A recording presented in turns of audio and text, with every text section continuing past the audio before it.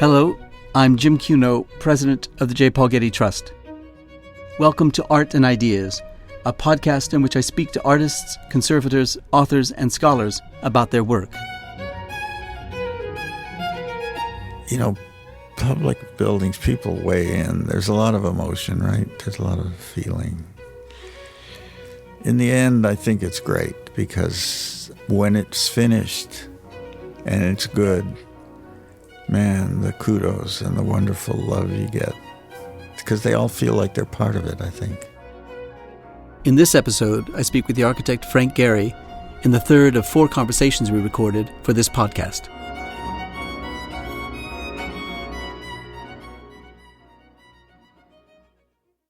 The last time I met Frank in a studio, we talked about his projects from the 1970s and 80s, including his home in Santa Monica and his work on Los Angeles institutions like the Hollywood Bowl and the Geffen Contemporary. We ended our conversation with his trip to Japan to accept the Pritzker Prize in 1989. I met Frank again to continue our talk, this time focusing on another celebrated Los Angeles landmark, the Walt Disney Concert Hall, as well as the Guggenheim Museum in Bilbao, Spain. That museum gave the name to the so-called Bilbao effect, the idea that the creation of a world-class cultural institution can put your city on the map, generating tourism and cultural energy. We picked up where we had left off with his trip to Japan. So Frank, the last time we spoke, we ended with your being awarded the Pritzker Prize. And you were 70 years old then, and you'd been a professional architect for more than 30 years. How do you remember receiving that phone call, and what did it mean to you? I'm a weird guy. I don't really expect things like that. I didn't really know the Pritzkers at that point. I didn't have much relationship with them. I went to the event where Hans Hollein got it, and that's about the only involvement I had. The prize itself was going to be given away in Todaiji, the temple in Japan. So you flew over, and at that point, you learned that they were expecting of you to give a speech of some kind. Well, in that speech, you said a number of things that were of some importance and something provocative. You used it, I think, as an occasion to reflect on your ambitions for architecture, and you said, most memorably, to me anyway, that you compared architecture to painting. You said, painting had an immediacy that I craved for architecture. Then you distinguished problem-solving architecture from the art of architecture, and you said, the moment of truth, the composition of elements, the selection of form, scale, materials, color, finally, all the same issues facing the painter and the sculptor. Architecture is surely an art, and those who practice the art of architecture are surely architects. To whom were you speaking in this speech? I mean, was it not just those in the audience, but was it to your critics at that point, your clients, the architecture profession, your artists who were your friends who promoted you? I think I was speaking generally, and that's a topic that I've been interested in for a long time because, as we've discussed before, over the years, great architecture was done by artists who graduated to be architects, like Giotto and El all Greco. All the way to Bernini even. And Bernini and all of those. Michelangelo, and you name them all. It's just that at the time I wrote that speech, and even now, the climate to say things like that, there was a lot of competition between the artists and the architects. Even my friends, that who was what, like Richard Serra and Charlie Rose called me a plumber. So for the longest time, and even after that speech and up until much more recently, whenever I'm told, well, Frank, you're an artist, I always say, no, I'm an architect. Because I don't want to get into the argument. I don't want to talk about it. I don't want to discuss it. So what? Lately, I've been more concerned about it as things have been ramped up, and the architectural profession itself seems to have had, and the latest Pritzker Prize, several of them seem to value low-cost housing, social architecture over the art of architecture, as though one excludes the other and one is more important than the other. And the answer to that is that every architect I know in my lifetime has always been very involved with social architecture, been very involved with climatic issues, energy saving. I remember talking about it in college. I know many of my colleagues have done free work in low-cost housing areas in many parts of the world. Well, if there's a moment in your career in which the two ideas of architecture, the art of architecture and the social utility of architecture, comes into conflict for you, it's at just about that time, because a few months before winning the Pritzker Prize, you were selected to design the new concert hall for the L.A. Music Center, which is going to be the home now for the L.A. Philharmonic. And it had to have been the most consequential commission for your career to date. How did you approach the selection process itself? Because you were invited to compete for it. You weren't invited to with the job itself in hand, but it was competition. I was invited to compete against some formidable competitors like Hollein and Sterling. Siegfried Bohm. Yeah. That's the four of us.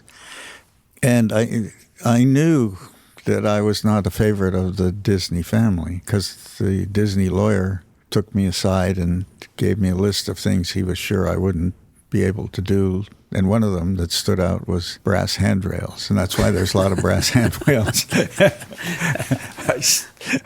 And then I called him when it was in. I said, "Are there enough brass handrails for you?"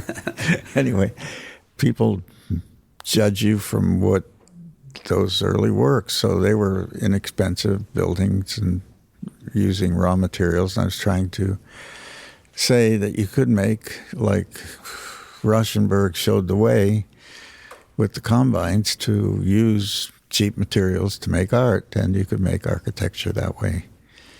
And it would be comfortable and it would be okay. And so that rap followed me, and the Disneys didn't understand it. They thought I would want to make a chain link corrugated concert hall with plywood. When we got down to making the models, Lillian Disney, who was Walt's widow, picked my model because it was blind. She didn't know it was mine. And so that was interesting. Yeah. Well, two things are always mentioned when stories are told of that selection process.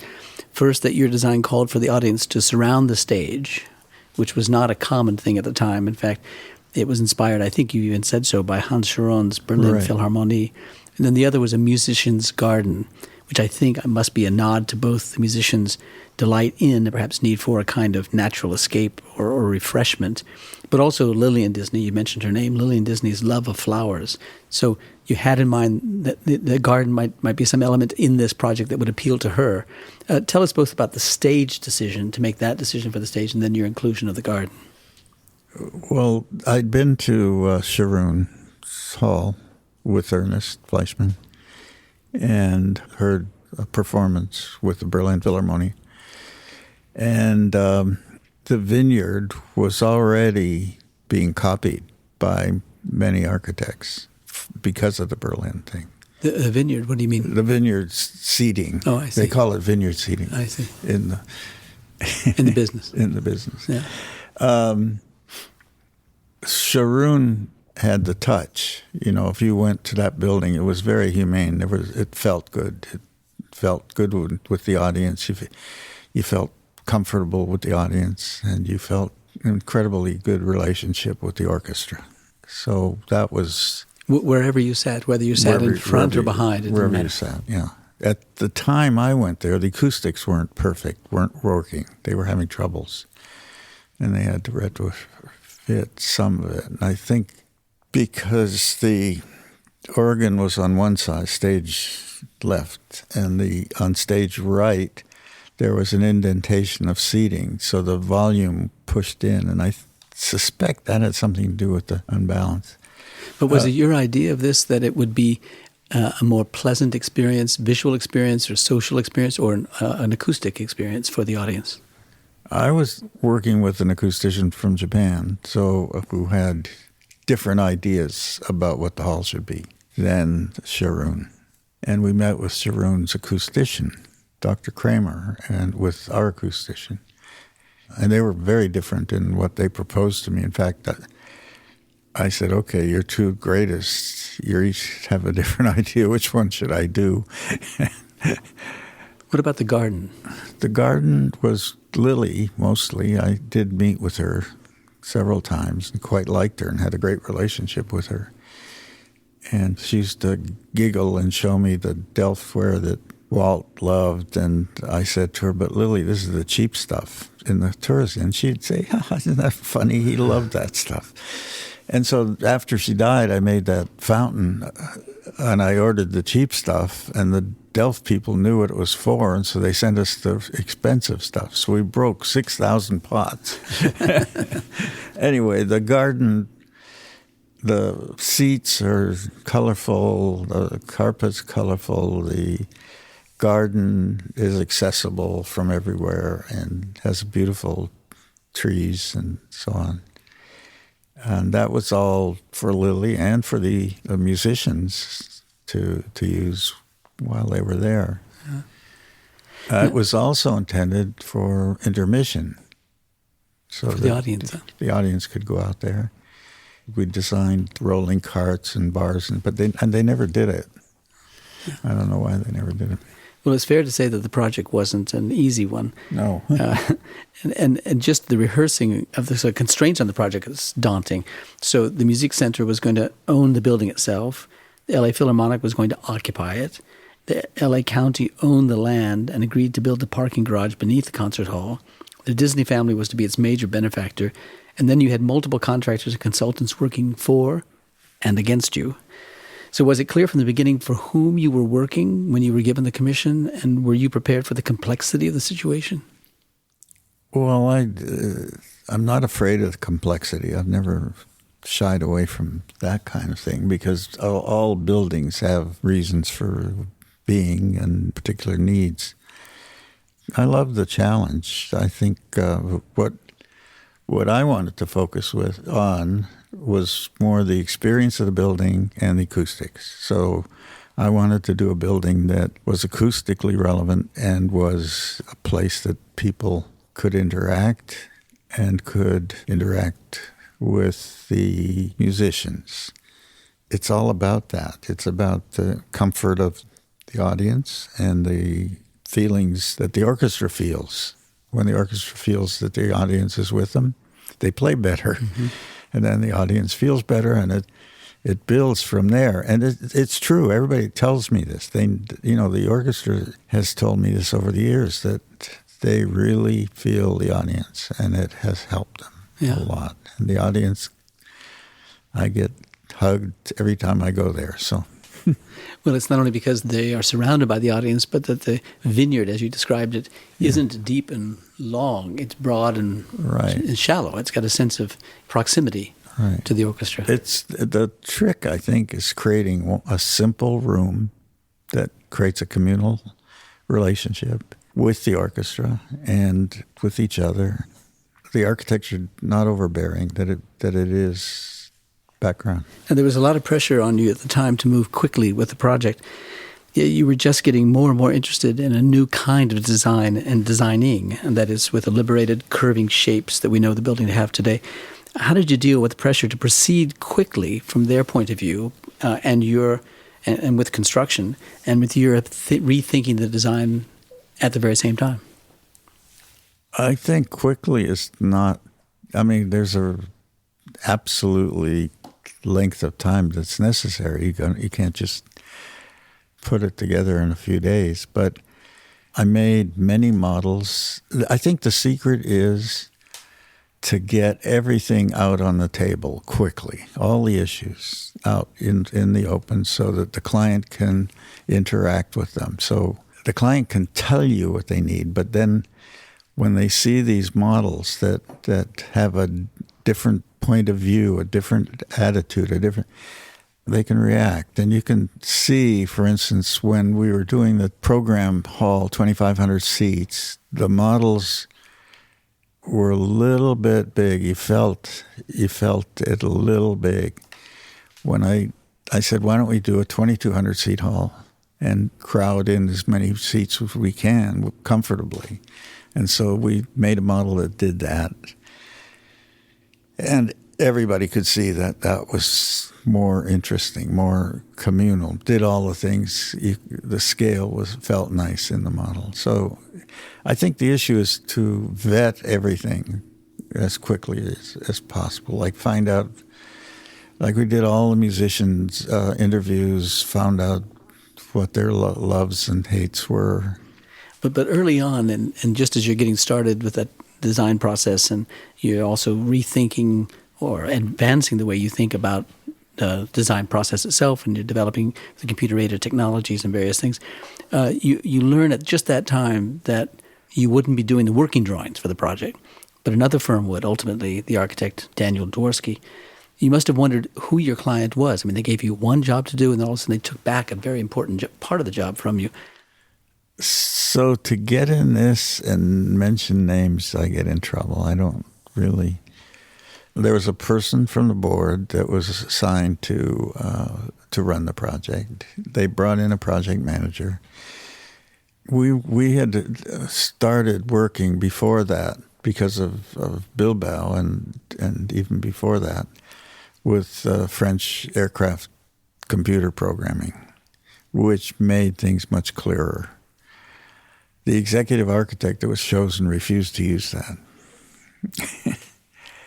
So we offered to train him. As it got tighter and tighter, we offered to do it all, let him have the money and the credit. I thought it was going to be a disaster, and I said, we'll do it for you. And they all refused. So actually it blew up because they started fast track construction, and the executive architect could never keep up with it. And so when they were ordering steel, there was no place to put the steel because there was nothing there. So it came to a stop. They lost $60, $70 million. I was blamed, which is normal, I guess. Nobody came to my aid and said, that's not true. And for a couple of years, I was ready to leave town.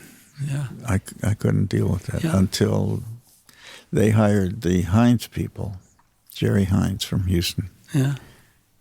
I'm going to get to that in a second, but I'm going to back up a little bit, because before then, ground was broken in 1992, as I understand. And by I say ground was broken, that's to say that L.A. County began to build the parking garage on top of which the concert hall was going to be built. And it was said that they did that in order to meet the deadline of Mrs. Disney's promised gift. If they hadn't started the project, they wouldn't have gotten that gift. But it was just going to be the parking garage. And you were still designing and developing the concert hall. Did that give you a kind of artificial sense of time pressure on this? Well, it was normal time pressure. It got to be abnormal when nobody would listen and follow the rules. And there was some skullduggery going on behind the scenes that I didn't know about. But it was bad. And when Hines came in and it stopped everything. The garage was built and everything was stopped. There was to be no concert hall, actually, until Dick Reardon became mayor and decided the city needed that to be built. And he appointed his best friend, Eli Broad, to be the czar, as he called it. Right. And Mr. Broad was not a person that liked my work or my process. And so even after it all failed, the years in between that restarted, we still had complications. Yeah. I read somewhere that you thought at the time and expressed that you thought at the time that the so-called L.A. establishment had conspired against you on the project, and that the project's complexity was a result of a failed political system, you said, in the city and the county, and that you even thought of moving out of Los Angeles to go to New York or Paris or Newport, Rhode Island, my favorite destination for your relocation. But that Berta, your wife, forbade it. Right. The thing that changed our mind was in between the first disaster and during the hiatus, they hired the Hines people to come in and evaluate what happened the first time. And the Hines people came to me and said, you've been screwed. It's not your fault. You're clean, Mr. Gehry. So I said, I know. And I hugged the guy. And so going forward, I had a clean slate and a new team. And I had the problem of Eli, who tried again to take the project away from me. Yeah. And it would have failed again actually, had he succeeded. Yeah. Now, while all of that was going on and Disney Hall was stalled, your architecture practice was thriving. Yeah. So you had the Weizmann Art Museum at the University of Minnesota. It was opened in 1993. The EMT Communication and Technology Center in Bad Oeynhausen, Germany, which opened in 1995, extraordinary commission. The so-called Fred and Ginger buildings in Prague opened a year later. And, of course, the Guggenheim Museum in Bilbao, which opened in 1997. So all of that was going on while the politics and the project was stalled here in Los Angeles. These were all major and hugely innovative projects for you and for your architecture practice. And you were embracing this new design and new construction technology. It's almost as if your difficulties with Disney Hall drove you on these projects to prove, and I'm making this up now, but I'd love to hear your remarks on this, to prove Los Angeles wrong, to show L.A. that the world had opened its arms to you and had warmly embraced you when L.A., in your terms, was conspiring against you. Was there any kind of psychological motivation as a result of the difficulties in Los Angeles with the embrace of these other projects? When Bilbao was finished, that's when Dick Reardon said, well, you could build it there, you can do it here. And that's when he and Eli, I guess, somebody went to Bilbao and saw it. And so I was getting support, so to speak, even though some of it wasn't really support. But I thought it would never be built. I really assumed it would never be built. And it was painful, but I've had projects like that. So I still do. I can name some that take a lot of your life and love and work and effort, and then they don't happen. But I think when it started up again, and they wanted it to be metal. It was stone originally because a stone building in the evening takes the ambient light and it's soft, and a concert hall is somewhere you go in the evening.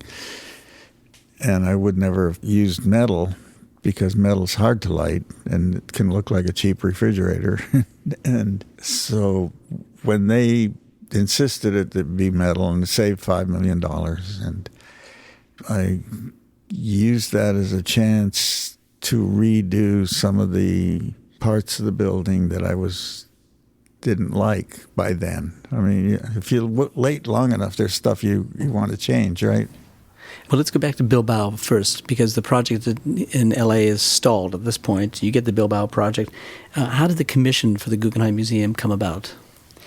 Was it the director, Tom Krenz, who just came to you with the project? Yeah. Had you ever been to Bilbao before? I had been to Bilbao before. When I was working in France, when I was younger in 1960, I used to drive around I was interested in Romanesque churches. And Santiago de Compostela is not so far away. And I could go see all those churches. Yeah. Some of the best ones are on the pilgrimage routes, Yeah. And so I passed through for that reason. And it was a sleepy city, I thought. I didn't pay much attention to it. Yeah. There was something nice about it. Yeah.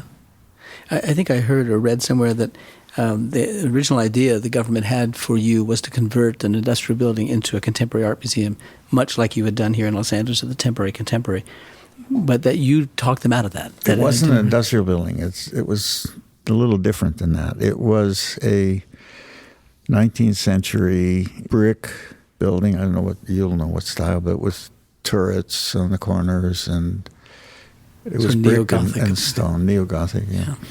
What was left of it was the exterior wall. So it was like a fence, and it was a fairly large site. And it fit perfectly in the neighborhood houses and everything. If you were standing at ground level, it will really work. You go inside, and they'd built a bunch of stuff in there. They turned it into a kind of motel, I think, with 2 stories, but you didn't see any of that from the outside.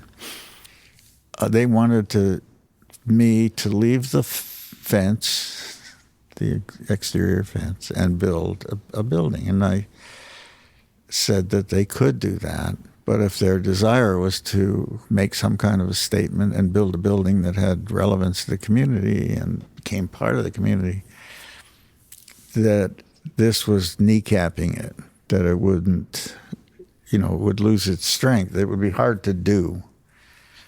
and that it was much better for them to find a use that was compatible with that existing building, and which I'm sure they could have.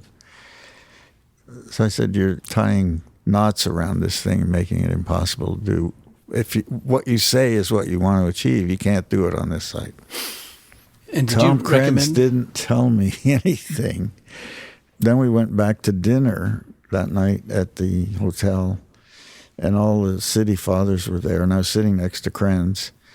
They asked me what I thought of the site, and I told them what I just told you. And I was expecting a big kick in the shins from Tom, but he didn't. And we then had a few drinks and walked up on the hill and looked back at the city, and they said, where should we build it? And if you go to the city, the hills are quite beautiful, and they surround the river. And you look down at the river, and there was an old brick factory, and I could see that it had a relationship to the city hall, that even the city hall was further in the river. There would be a way to talk to each other. And so I said, there. And they said, well, it's possible. The brick factory is going out of business, and so on and so forth. And nobody yelled at me. The next morning, I had a meeting with all of them, and Tom said to me that was the same site he picked and talked to them about. So apparently they'd had some discussion. I'm not sure about that one. Right. But your timing was fortuitous because it coincided precisely with the greater comfort you had or a greater understanding you had of the technology that you were developing out of the Wiseman. And we were able to build that building exactly on budget, which in the Basque Country is mandatory. If you shake hands and say you're going to do something, you better do it. Yeah. Well, your clients not only shook hands with you, and so they had the money to pay for it, at least at that level, and they had the will to do it, and they thrust you into the job, and they got it done quickly. And it was $300 a square foot, which is unheard of. And it was a triumph. Yeah. And since then, they told me they've earned 3.5 billion euros. Yeah. And it associated you with something called the Bilbao effect, the idea that a cultural building could provoke a wholesale redevelopment of a city, which we've known, which we've seen. Including the politics. Including the politics of it all. Did that reawaken in you or confirm for you your belief? I thought it was a miracle. I didn't, You thought it was a miracle? I didn't.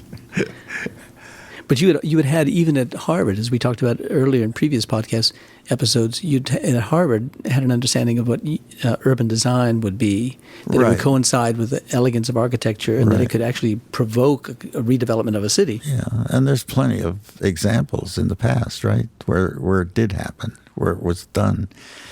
And so it happened again. And it didn't have to be a Greek temple. Right. But then in 1997, the Pritzker Prize ceremony was held in Bilbao, at the museum at Bilbao, the Guggenheim, 10 years after you had received it. And for many in Los Angeles, it must have raised the question of how this small, some might even say, as you described it, a small city in northern Spain could succeed with a triumphant, transformative Gehry building when Los Angeles seemed like that it could not.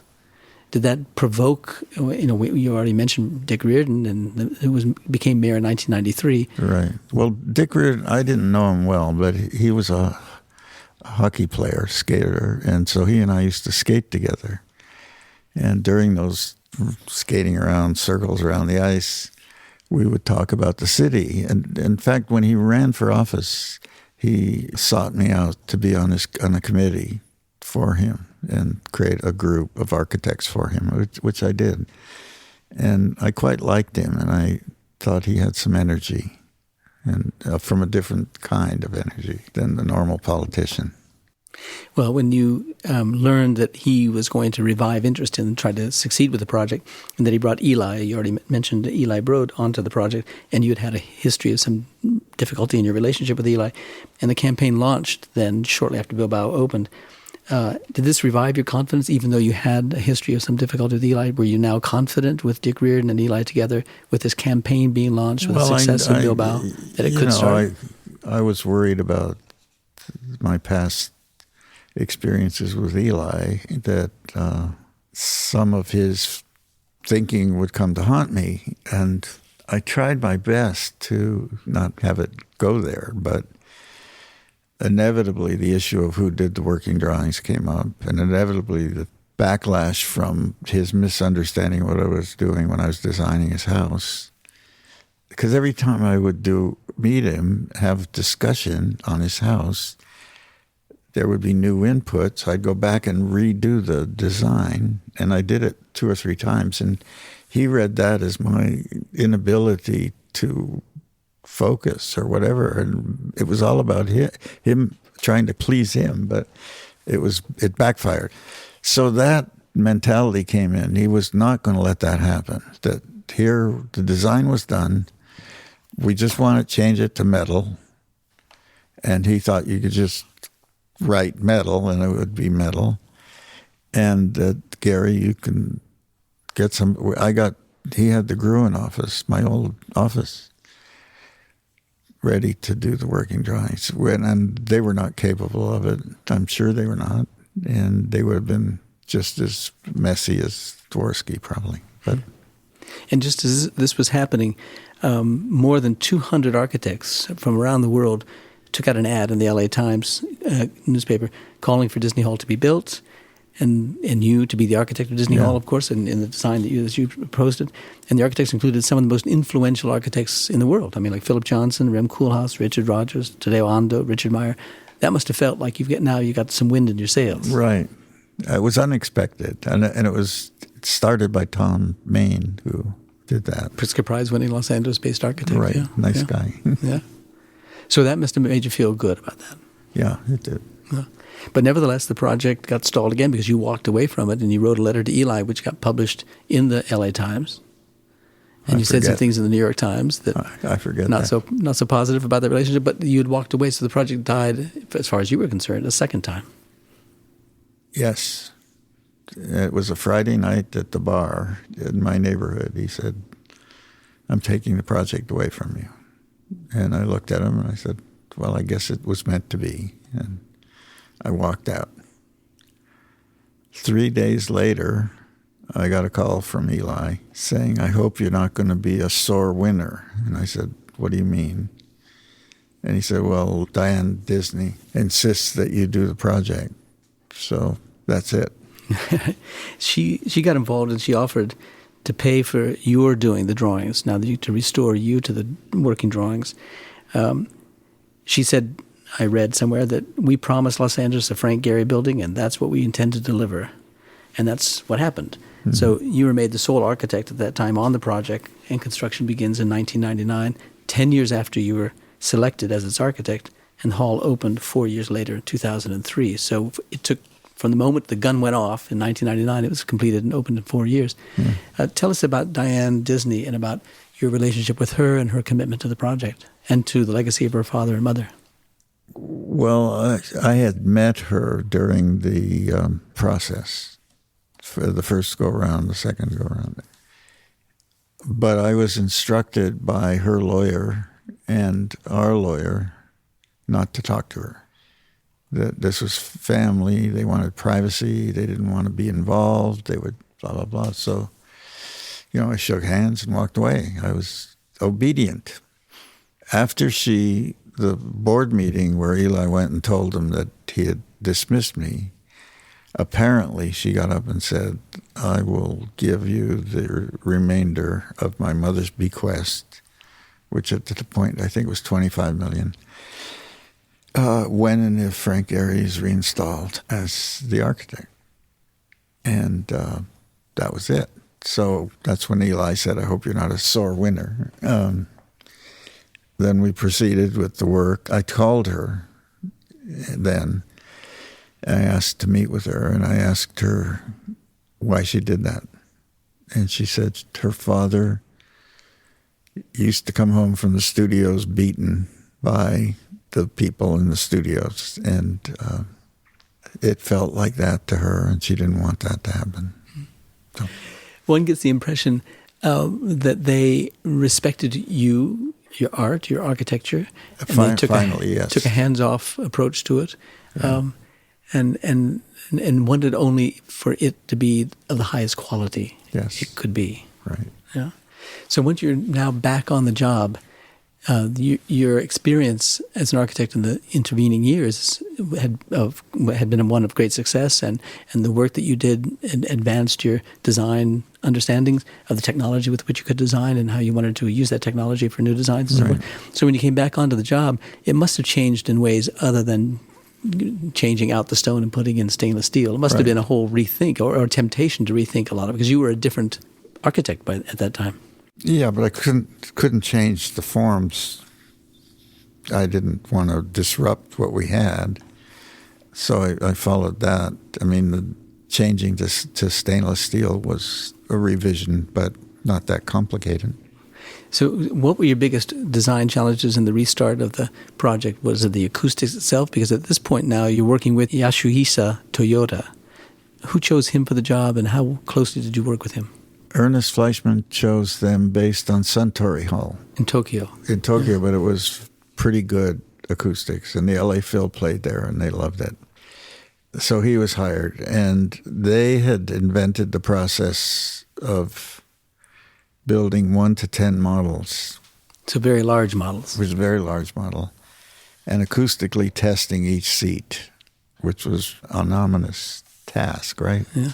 And what they did is they built all of the major halls, including the Sharoon Hall, and tested it. So they had a comparative number they could go to. And they built the 110 model, and they fill it with nitrogen, so it reduces the air, so that it's 1/10 oxygen. And they played music in it, and they could then scale it up so you could hear it. So they did a Mozart sonata or something. And you could hear it as though it was going to be played in the hall. And I mean, some of that was hocus pocus, I think, but maybe, who knows. The 1 to 10 model resided in my office, and because of Ernest's contacts with great musicians, I enlisted him to bring them to the office to sit in the model and look at it. And the greatest one of all was Pierre Boulez, who we all loved, who's now passed on. Came and he spent the day in it, almost, several hours. And he came out and he gave us the high five. So I think it's a feeling thing, but it's also that Toyota's company figured a way to zero in on a comparative thing anyway. It must have been you who decided on the wood, or at least using a wood on the interior for the kind of informality of it and the warmth of it. But what about the acoustics of it? Was he daunted by that? No, he didn't care. The requirement is 2 inches of cement, a wall, 2 inches of cement. It could be cement plaster, so it was a little bit lighter. But so it could have been just a white plaster. And I made models of it as white plaster, and it was beautiful. I'm dying, actually. I did a white plaster thing in Miami for Michael Tilson Thomas, but I'd love to do it in a full-blown hall, because it would be like those old churches in Europe, the white ones, Austrian churches. So you had Ernest Fleischmann, who was succeeded by Deborah Borda. Right. You had Esa-Pekka Salonen, who was the musical director at the time. And then you had all the orchestra players. And so you had to work and manage relations with artists as well as with the executives of the orchestra, with the board, the building contractors. Is this a lot more complicated than building an art museum? A little bit more, yes, it is. An art museum, in the end, it's whose opinion of where the art looks good. And what the normal opinion is white little boxes. So that's a preconception, and it pervades the whole culture of art museums. And it's hard to break out of that. And it doesn't completely work all the time. But the concert hall had a lot more freedom. But it had more compelling requirements, too. And a lot more people to please, I assume, or were part of the process. Yeah. And a lot more people that didn't, not supportive. Yeah. wanting the same old. I mean, the first violinist, when we won the competition, said, Mr. Gehry, all you need is a measuring tool to measure the Boston Symphony Hall and replicate it. And he made violins.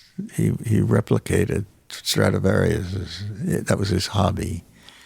And so I waited a while, and I got him, and I said, hey, tell me, you've asked me to replicate this building.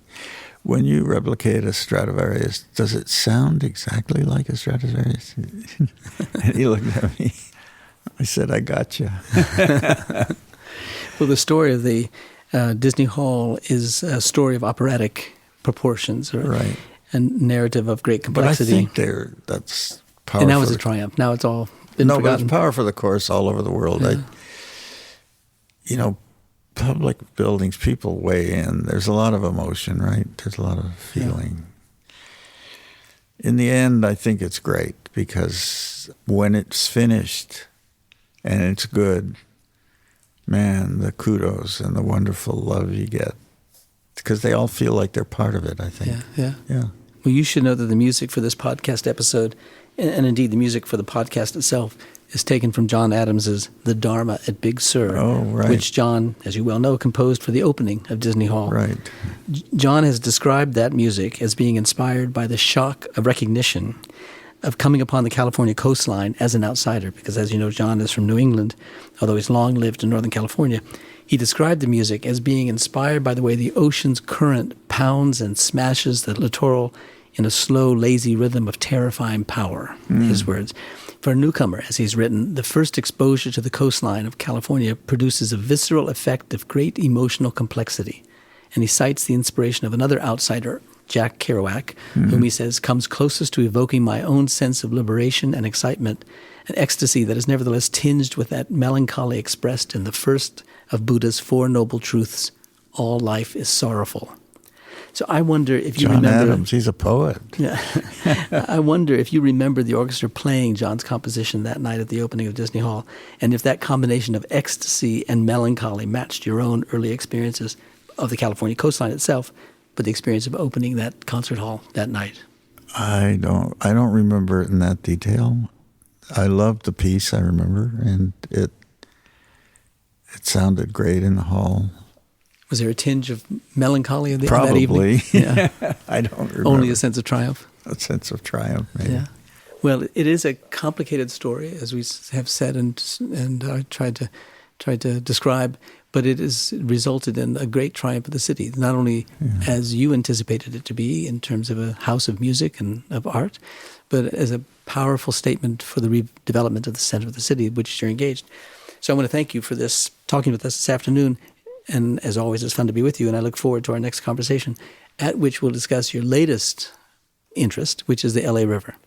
Wow. It's not just a creek. So thank you, Frank. Thank you.